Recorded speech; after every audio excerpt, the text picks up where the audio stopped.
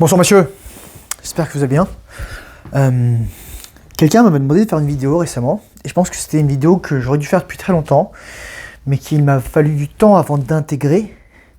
C'est une vidéo sur le début de la rétention séminale. En fait, c'est plus généralement une vidéo sur le sevrage. De la même façon qu'on quitte une substance addictive, la rétention séminale, ça consiste à quitter l'état de confort lié à la masturbation, à l'éjaculation, à l'orgasme, au plaisir, au soulagement, à la prolactine, mais aussi à toutes les addictions qui sont liées, parce que tu peux pas être juste accro au porno. Souvent, tu as deux addictions. Ça peut être, je sais pas, les jeux d'argent, ça pourrait être prendre des rails de coke, boire de l'alcool, fumer la cigarette, bouffer du sucre, les femmes, avoir des rapports sexuels. Enfin, voilà, c'est un écosystème. Je me rends compte que j'ai oublié d'éteindre la lumière, d'allumer la lumière là. Attends, je vais l'allumer tout de suite, j'arrive un instant. Hop.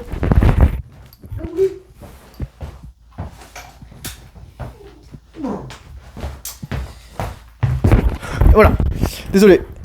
Peut-être que je couperai ça au montage, mais ça va.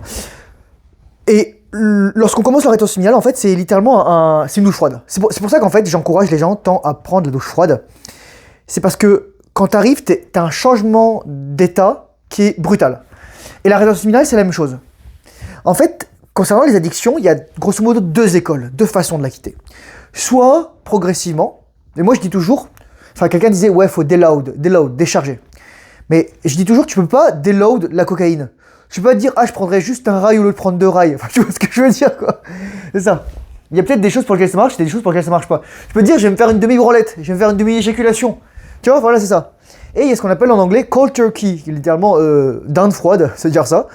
Et ça veut dire en gros arrêter du jour au lendemain. Et moi, je suis une personne de cette deuxième école, à dire que je suis des tendances à arrêter du jour au lendemain. Lorsque j'ai arrêté de boire beaucoup d'alcool, c'était littéralement j'étais alcoolique. Je sais pas combien de temps j'ai fait de sobriété, mais peut-être que j'ai fait peut-être 2-3 ans sans boire. Donc non, je dis pas 2-3 ans, je dis bêtise. Ouais, c'est ça. Non, je dis un an et demi, enfin 2 ans jusqu'à ce que je rencontre mon ex-copine. Et en gros, je me souviens toujours que j'étais au bal 2018 et ma psy m'avait dit, Thomas, mettez un élastique chaque fois que vous buvez un verre. J'avais 23 élastiques à la fin. 23 élastiques. Je sais même pas comment je faisais pour tenir debout, les gars. Donc, entre les verres de vin, les bières, les shots d'alcool fort, les trucs que les mecs buvaient dans la chambre, etc. Moi, je me baladais avec mes élastiques dans la poche, je me mettais un élastique. Et à la fin, le lendemain, j'ai fait Et donc, ça m'a fait me rendre compte que ça craignait, quoi. Et j'ai arrêté du jour au lendemain. Et quelques mois plus tard, ma psy, elle m'a dit, mais Thomas, vous auriez pu mourir. Et moi, je rigolais. Je fais, oh, ouais, c'est ça. Mais non, en fait, c'est vrai que lorsque tu arrêtes une addiction, parfois, le choc est tellement violent sur ton système que littéralement, tu peux avoir des problèmes de santé liés à ce qu'on appelle en anglais le withdrawal, le retrait, le sevrage, et que ça peut te donner des symptômes physiques, des symptômes psychologiques, des symptômes psychiques, des symptômes physiologiques, sueur froide, etc. Enfin, alors, je vais vous donner un exemple. Essayez d'aller vous coucher sans avoir regardé votre téléphone de la journée. Vous n'allez pas réussir à dormir, parce que votre cerveau, il veut sa dose de dopamine. Moi, en l'occurrence, je sais que c'est souvent le cas, donc je dois faire super gaffe à ça. C'est pour ça que je me force à faire des vidéos, comme ça au moins, ça me fatigue et je fais ça. Et encore, c'est l'alcool, ça va. La cigarette, on devient irritable, on n'a pas ce qu'on veut, etc. Et la même chose, c'est par exemple l'héroïne, surtout l'héroïne. Parce que l'héroïne, donc j'avais regardé une vidéo de Kurzgesagt, c'est super intéressant, qui dit qu'en fait, le problème avec l'héroïne, c'est que la première fois que t'en prends, l'effet, tu te sens trop bien, t'es trop soulagé, t'es trop bien. Et ensuite, tu reviens dans le monde réel. Et tu recherches toujours cet état, en fait, cet état de plénitude ou de soulagement absolu, parce que tu as tous tes récepteurs endorphinergiques qui sont free, et tu pourras jamais le retrouver. Et donc tu te shootes à l'endorphine, donc c'est pour ça que les mecs ils prennent des opioïdes, ils prennent du fentanyl, et je sais pas si vous avez déjà vu aux États-Unis, et ce qu'ils appellent le fentfold, le pliage du fentanyl, vous voyez les mecs qui sont sur leurs chaussures, enfin ceux qui sont debout, mais qui sont pliés vers le bas, quoi. Et tu peux faire des overdoses, c'est pour ça qu'ils mettent du Narcan ou du Naloxone, un truc comme ça, si je dis pas bêtise, dans le nez des gens s'ils font des overdoses. Mais faut voir qui se fout des trucs de fentanyl. Soit des gens qui comment dire, en fait c'est des gens qui sont déjà éclatés à terre. C'est littéralement pour garder les gens encore plus vulnérables, fragiles et sans pouvoir. Mais le fentanyl, il y avait un précurseur qui s'appelait l'oxycontine ou l'oxycodone, qui était en fait un opioïde aussi. Et des gens, pareil, ils s'évanouissaient en fait, parce qu'ils en prenaient, c'était un calmant, et les médecins ils prescrivaient ça. Il y a eu un énorme scandale aux États-Unis, ça continue encore. Il y a des médecins qui ont reçu des millions pour promouvoir ces médicaments. Et voilà. Et donc, bon, ouais, je reviens au sevrage. Donc, l'héroïne, littéralement, tu peux mourir d'un sevrage d'héroïne. Si vous lisez René Barjavel, Les chemins de Katmandou, il en parle justement. Une nana qui a pas sa dose d'héroïne, elle est complètement malade en fait. Elle est complètement malade et elle se jette par la fenêtre. Je crois que c'est ça à la fin, elle se jette par la fenêtre. J'ai pas de conneries. Ouais, il y a une autre raison pour laquelle elle se jette par la fenêtre, mais ça, c'est une autre histoire. C'est très particulier, les chemins de Katmandou. Faut être accroché quand on lit ça. Donc, quand tu commences la rétention séminale, bah en fait, tu arrêtes une habitude, c'est-à-dire l'habitude de branler et d'éjaculer. Et donc, forcément, ton système, il n'est pas d'accord. Il va dire, ah non, non, non, non, moi, je veux ma prolactine, je veux ma dopamine, je veux plus stresser, je veux que l'amygdale ferme sa gueule, je veux plus ma testostérone dans mon système, et voilà. C'est littéralement ce que ton corps te dit. Ton corps te hurle ça. Ton corps te hurle ça. Et moi, je vais te dire un truc, quelqu'un disait que quitter la pornographie, c'est le rite de passage à l'âge d'homme. C'était Mark Whippet, The Universal Man. Il a 100 000 abonnés, mais en fait, ses vidéos, elles marchent plus trop parce que enfin bref, voilà. Il a même pas 1000 vues sur certaines vidéos, donc ça craint trop, quoi. Il y a plus personne qui le regarde, même s'il a beaucoup d'abonnés. Ça fait longtemps qu'il est sur YouTube, etc. Il parle surtout d'une nofap, et bref, voilà. Mais c'est ça, encore référence à Link the Sun, là, qui a 1 million d'abonnés, et c'est sûr que lorsque tu vois ton public décroître, bah, tu te dis peut-être que je suis plus pertinent à tout ça. J'espère que je vais rester pertinent encore longtemps, parce que je pense qu'il y a des gens, des garçons, des hommes, des mecs qui ont besoin d'entendre mon message. Donc, quitter la pornographie, le rite de passage à l'âge d'homme. Et moi je dis, ne plus servir de l'éjaculation, ne plus branler en fait, que ce soit pornographie ou non, mais surtout, je voulais faire une autre vidéo, mais je vais en parler là. Tu peux pas avoir une relation saine avec ta femme si t'es un éjaculateur. Ta femme, elle, inconsciemment, elle peut pas accepter que le mec est en permanence les couilles vides. Et tu vas me dire, ah mais Thomas, il découpe, etc. Bon, déjà, il y en a de moins en moins parce que c'est le bordel. Mais est-ce que vous croyez que la femme respecte l'homme ? La pire chose qui arrive dans un couple, c'est lorsque les deux sont au même niveau, l'égalité, homme-femme, etc., de conneries, ou encore pire, que la femme prend le dessus en termes d'énergie. Et là, c'est le moment où elle se barre, en fait. Et donc le mec, il se met à boire, il perd la garde des enfants, il perd la maison, il perd le job, et ensuite il dit à clodo, et ensuite il se suicide. Je suis sûr que c'est la vie de personnes que... Enfin, c'est pas un scénario hypothétique que je viens de faire. Donc t'as pas envie de finir sous les ponts, ou alors te coller une balle dans la nuque, ou dans la tête. Déjà, mets ta vie en ordre. Garde tes couilles pleines, fais attention à toi, fais attention aux défis. Je vais vous dire pourquoi c'est difficile aussi d'être en rétention séminale. Parce que c'est pas juste toi contre toi en fait. Faut comprendre la puissance qu'il y a derrière. Je pense que c'est important que j'en parle de ça. Donc déjà, garde tes couilles pleines. Le truc pourquoi c'est difficile, c'est que temps 1, t'es pas une table rase quand t'arrives dans le monde. T'es le résultat de l'évolution, ou il y en a qui appellent ça évolution, mais ils sont pas d'accord sur le thème, on va pas casser les couilles, plutôt de l'héritage génétique de plusieurs millions, voire milliards d'années. Et dans ton programme génétique, il y a un truc qui dit, faut que je me reproduise. Pourquoi le porno marche aussi bien ? Parce que c'est un hyper stimulus qui te dit oh mon Dieu, j'ai une femme, j'ai plein de femmes, etc. C'est le harem dont parlait Gary Wilson dans Your Brain on Porn. Je vous conseille de lire ce livre. Méthode easy peasy aussi, excellente. Je mettrai les noms dans la description. Après, c'est à vous d'aller faire vos recherches et d'acheter les bouquins s'il faut. Donc, je reviens à la base. T'as ton évolution. Donc, t'as ton corps qui te dit baisse, procrée. Et donc, le problème, c'est qu'avant, tu rencontrais une femme et même si on avait ces pulsions, on n'était pas des fucking macaques. Et encore, parce que même les singes et les chimpanzés et tout ça, il y a des hiérarchies, il y a des groupes, etc. Tout le monde baisse pas avec tout le monde. On avait des fonctions dans le groupe. Alors, on a établi des familles nucléaires, on a établi des familles élargies, et on faisait en sorte qu'il n'y ait pas de consanguinité. Donc, il fallait savoir qui couche avec qui, etc. Le délire poly-libertin, amoureux, tout ce que tu veux, c'est des conneries. Parce que sinon, vu la faible quantité d'êtres humains, s'il y avait eu de la consanguinité, tout le monde serait mort, en fait. Donc les mecs, ils devaient faire super attention à que elle couche avec lui et qu'ils fassent des enfants ensemble, parce que sinon, si les deux frères et sœurs ou les cousins de premier degré, ils font des enfants ensemble, les enfants, ils comme ça. Voilà, c'est la vérité, quoi. Enfin, c'est ça. Les gènes récessifs avaient plus de chances de ressortir, et là, c'est la fin des haricots, quoi. Bon, ça, c'est la première chose. T'as ta programmation génétique. La deuxième chose, c'est que t'as L'inconscient archaïque. Donc ça, c'est... Donc là, on parlait de biologie, là, on va parler de psychologie. Qu'est-ce que je parle dans l'inconscient archaïque? C'est que, pourquoi les femmes... Allez les gars, il y a 10, 20 ans... Allez, il y a 20 ans. Il n'y a aucune femme qui mettait des leggings et des yoga pants. Aucune femme. Aucune femme. Vous voyez ça de nulle part. Elles avaient des pantalons, elles avaient des jupes, elles avaient des collants, elles avaient des robes, elles avaient tout ce que vous voulez. Elles n'avaient pas des putains de yoga pants de mes couilles de merde. Et ça, qu'est-ce que ça fait comme effet sur ton cerveau de chimpanzé, là? Oh! Ding, ding, ding, ding! Activation du neurone. Tu vois le boule, tu vois les cuisses, tu vois les nibards, etc. Hier, ce soir encore, là, j'étais à la piscine. Et putain, mais en fait, putain, je me souviens toujours.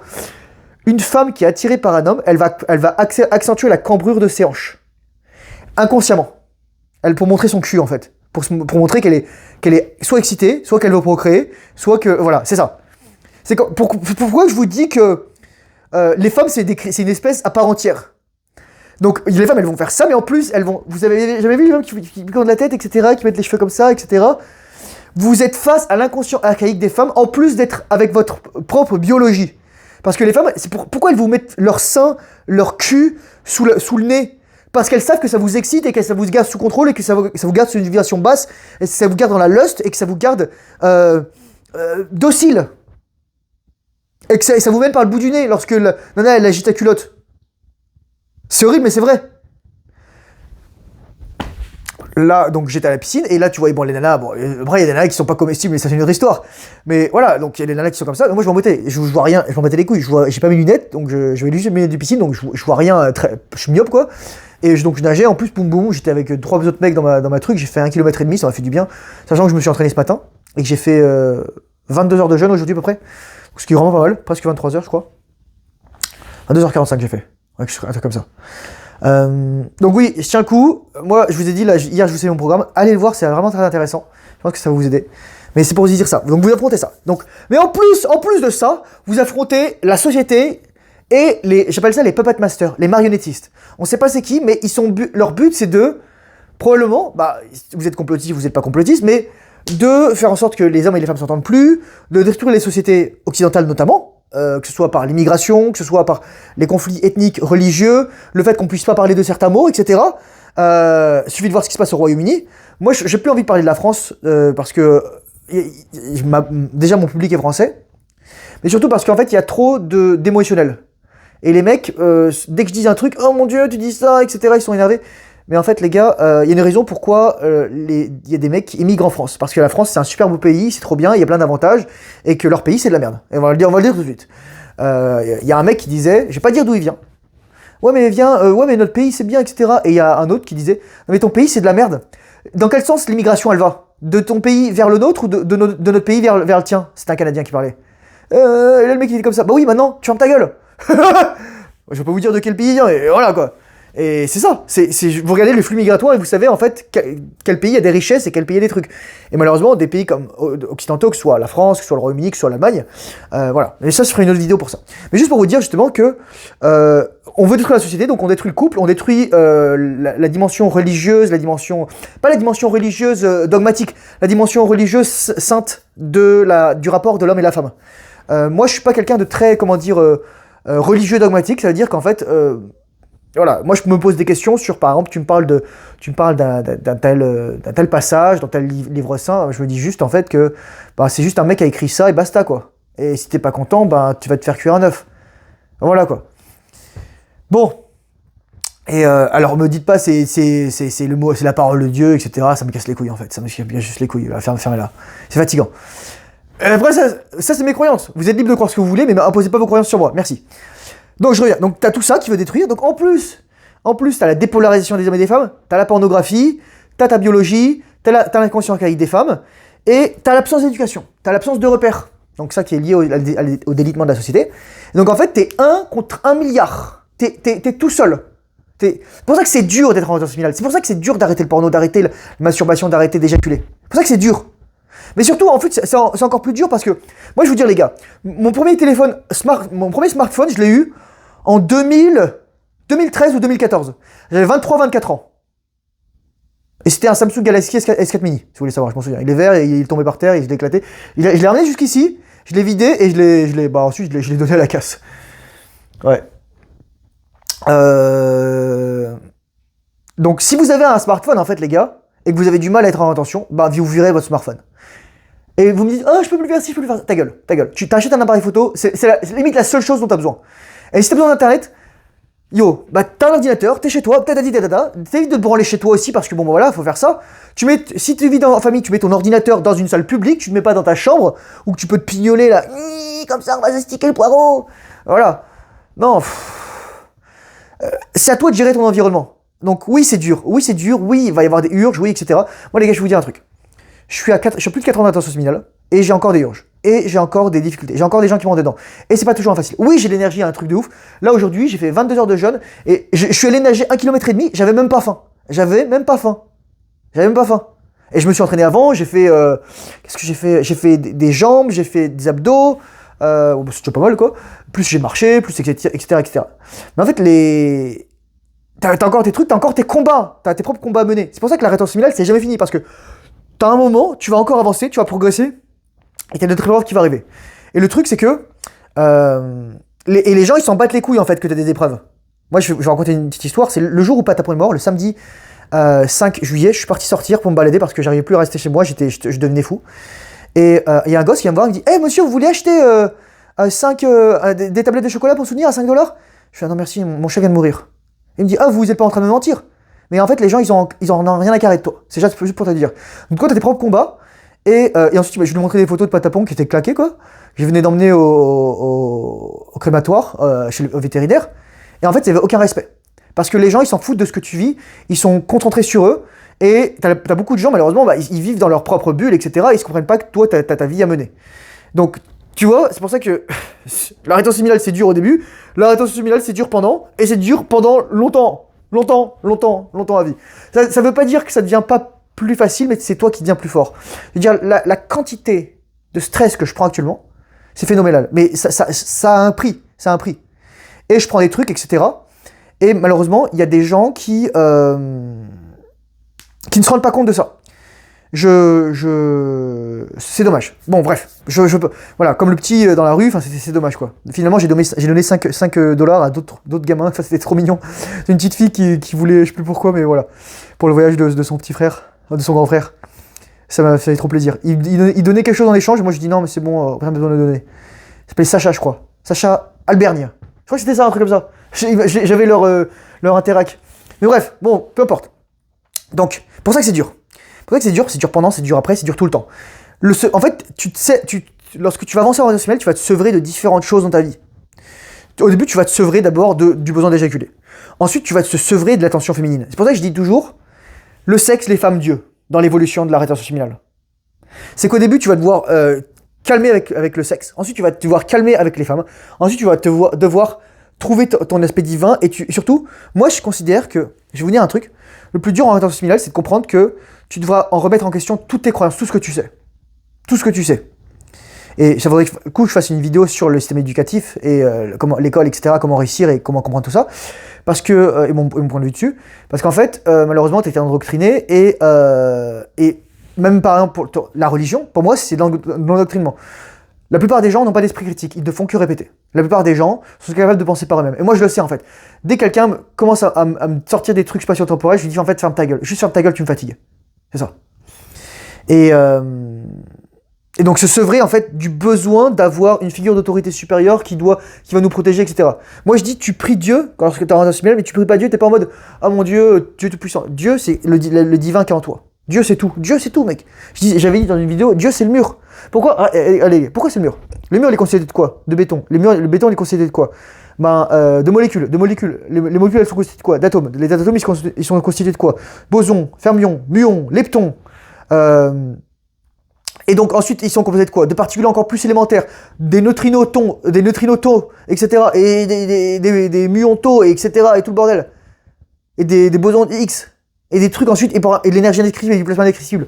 Parce qu'en fait toutes ces molécules sont apparues au Big Bang, on fait une hypothèse, et donc ça vient tous du même endroit, c'est toute l'énergie primordiale qui était accumulée au même endroit, et c'est tout l'univers, et donc c'est toute la même chose, et donc c'est le plasma, et donc c'est la vie, et donc c'est l'essence même de l'univers, et donc en fait c'est le divin.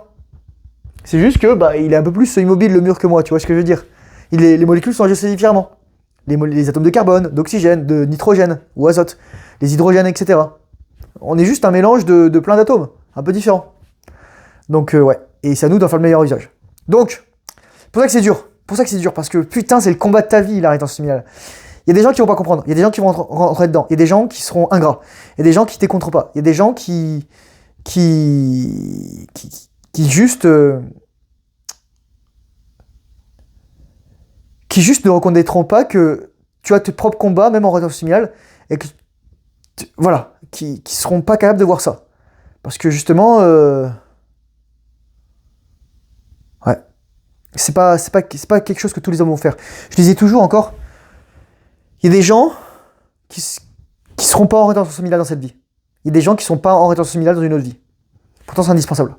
Indispensable de garder son énergie, indispensable d'avoir cette force vitale, indispensable si tu veux réussir à fond bien dans ta vie, indispensable si tu veux avoir un rapport apaisé à toi, un rapport apaisé à la masculinité, à tes futurs enfants, à ta femme, aux femmes en général, à ta mère, à tes sœurs, à ta grand-mère, à tes tantes, à tes filles, à tes nièces, etc. Et aux autres hommes aussi. Tu as tout à gagner à être en rétention familiale et à encourager les autres à l'être aussi. La rétention familiale, c'est un des rares jeux où on peut être gagnant-gagnant. C'est pas un jeu à somme nulle, la rétention familiale. C'est pour ça que j'ai vu une vidéo récemment, et je pense que je ferai une vidéo dessus. C'est de Ancient Archives. Que se passerait-il si tous les hommes étaient en rétention familiale? La raison pour laquelle il y a de la compétition entre les hommes, c'est parce que les hommes, ils disputent les ressources. Et les ressources sous forme de quoi? Sous forme de femmes. Mais si tous les hommes sont en rétention familiale et ont maîtrisé leur désir sexuel, ils n'ont plus de compétition pour acquérir des femmes. La raison pour laquelle tu veux garder la rétention familiale pour toi, c'est parce que tu veux profiter des ressources. Moi, c'est pour ça que je fais ces vidéos. Parce que j'ai rien à garder pour moi. J'ai rien à garder pour moi. Moi, j'ai assez d'attention de femmes. J'ai assez de femmes dans ma vie. Maintenant, mon prochaine étape, ça va être mettre de l'ordre dans ma vie pour préparer, pour fonder une famille. Et c'est ça, en fait. C'est juste ça. Se faire les choses bien.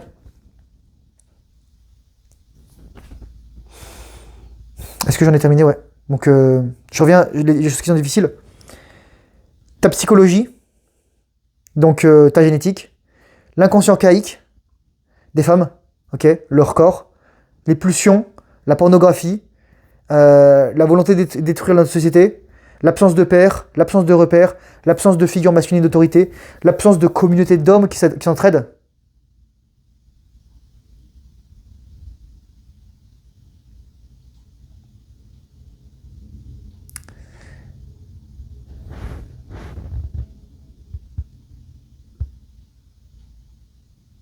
Je de l'eau qui coule, c'est bizarre.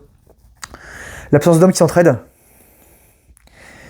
L'ingratitude. L'ingratitude aussi. L'ingratitude pour soi, pour les autres, pour Dieu. L'ingratitude pour ce monde, pour les choses qu'on a. Il y a des gens, tu peux leur donner autant que tu veux, ils en auront jamais assez. Et ouais. Je sais pas quoi vous dire d'autre. Ça va être facile, mais c'est le combat de ta vie. C'est le combat. C'est un combat que tu peux gagner seul, mais c'est un combat que tu as besoin aussi d'avoir des amis. N'oublie pas ça. Je rappelle juste une dernière chose. Je te disais 1 contre 1 milliard. N'oublie pas que l'industrie du porno, c'est 100 milliards de dollars par an de revenus. 100 milliards de dollars par an de revenus. Au moins, environ. Donc, tu as des mecs qui agissent sur ton cerveau, des designers, interface utilisateur, expérience utilisateur, des marketeurs, des psychologues, des machins, des trucs, je sais pas quoi, de tout ce que tu veux, design, enfin voilà. Des mecs qui sont là pour faire en sorte que tu relapses. Et ça, c'est que la partie immergée de l'iceberg. La technologie aussi, faire attention à ça. Je vais parler du téléphone, mais l'IA, les gars, vous vous rendez pas compte ce qu'on peut voir aujourd'hui avec l'IA. Oui, ça va être dur. Ça va prendre du temps. N'oublie pas ce que je te dis souvent, les bonnes choses prennent du temps. Tu dois te confronter au feu. Ça va être dur, mais tu vas y arriver. Il n'y a que toi qui peux y arriver. Moi, je peux pas t'empêcher de mettre ta main sur ta bite. Ok? Je peux pas faire ça pour toi. Mais moi, parfois, j'ai du mal, juste pour moi, alors t'imagines? Ton chemin, il sera semé d'embûches. Ça va prendre du temps. T'auras des urges, t'auras des relapses peut-être. T'auras des craquages. T'auras des tentations. T'auras besoin de te vider la prostate. T'auras des stimulations. Tu materas des culs. Tu vas edger, etc. Mais il faut que tu tiennes le coup. La victoire ou la mort. La petite mort. Sur ce, merci encore pour ton attention. courage, force, honneur, bonne rétention séminale, discipline, filtre difficile, surtout lorsque tu n'en as pas envie. Et je te souhaite une bonne soirée et très bientôt pour une prochaine vidéo. Allez, bye bye.